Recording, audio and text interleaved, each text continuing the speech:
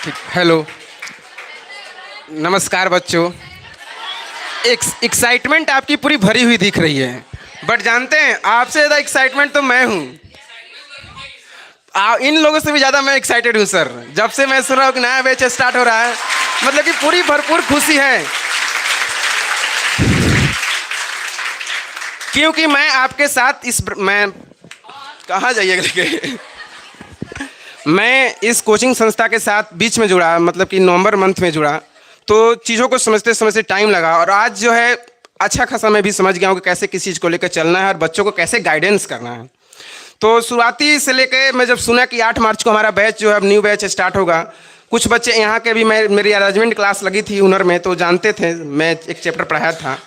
और हमारी जो ब्रांच हम लोग तकिया से हैं, मतलब सेकेंड ब्रांच अपना ही ब्रांच है, तो वहाँ भी अभी हम लोग मोटिवेट करके आए और कुछ बातें बताएं कि ओरिएंटेशन क्लास जो होती है इसकी मेन मुद्दा होती है कि आपको बताया जाए कि पूरे साल में आपको कैसे पढ़ना है।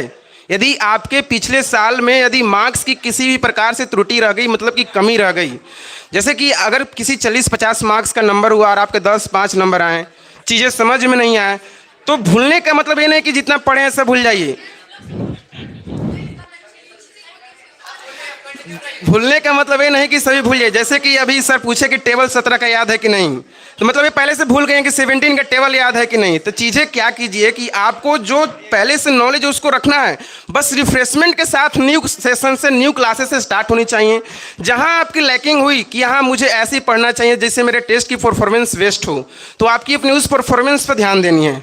और आपको एक बात और ध्यान रखना है कि आपको जो डे 1 से पढ़ाया जाए और डे 7 तक, डे 8 तक, जिस दिन तक टेस्ट है, सभी चीज़ों को आप रिमेंबर रखें, अपने टेस्ट पर फोकस करें और रेगुलरली टेस्ट दें। टेस्ट में नंबर कम आए चाहे बेसी आए, इस पर कोई मायने नहीं रखता है कि कितना नंबर आया। मायने तो ये रखता है कि आपने कितने शिद्दत से उसको तैयारी की है, कितने शिद्दत से उसको टेस्ट को आप अटेंड किए और क्या आपने बहुत। मैं स्कूलिंग जब कराता हूँ तो उसमें देखते हैं बच्चे लोग चीटिंग करने में बहुत ध्यान देते हैं, तो उस चीटिंग करने से हम टीचरों का कुछ नहीं जाता है, आपकी जाती है कि आप और उस चीज़ को जब बढ़ावा दे रहे हैं। बड़े जब एग्जाम दीजिएगा, आईआईटी जैसे, नीट जैसे या यूपीएससी सब एग्जाम दीजिएगा, क्या वहाँ चीट कर सकते हैं? आप कर सकते हैं? तो भाई अभी से क्यों ना हम लगे रहे कि जो आ रहा है उतना ही लिखे ना। मैं भी जब किसी क्लास में सिर्फ 7 में था तो दिवाली पर लेख नहीं याद किया था और मुझे सिर्फ एक लाइन नहीं याद था और मैं पूरा एकदम बड़ा सा चूटा लेके गया और चीटिंग करने लगा और पकड़ा गया। तो वहाँ यही मुझे थैंक यू। मुझे वहाँ यही सीख, मेरी मैम एक रीना मैम थी, तो उन्होंने यही सीख मुझे दिया कि बेटा तुमको जो आता है उतना लिखो, आगे चीटिंग नहीं कर सकते हो। तो मैं भी आपसे यही कहूँगा कि आप अपने को फोकस कीजिए और कभी भी डिमोटिवेट होने की ज़रूरत नहीं है। आप अभी बहुत छोटे बच्चे हैं, अपने कैरियर की आपको भी कोई चिंता नहीं। अभी आपको सिर्फ से सिर्फ क्लास 10 बोर्ड की फोकस कीजिए। जानते हो बोर्ड का रिजल्ट आता है ना, तो जो मौसा फूफा चाची नहीं जानते वो भी उस दिन फ़ोन करके पूछेंगे, ए बच्चा रिजल्ट का आइल है।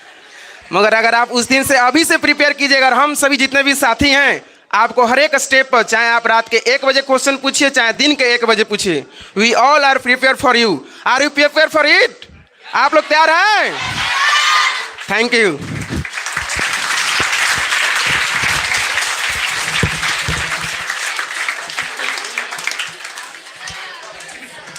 अमित सर तो एकदम अजीब शर्मा रहे हैं महाराज के, क्या बात है? आपके बारे में एक सवाल है, 17 का टेबल आपको याद है? मैं वही पूछ रही थी सर से, मुझे 17 का टेबल याद है?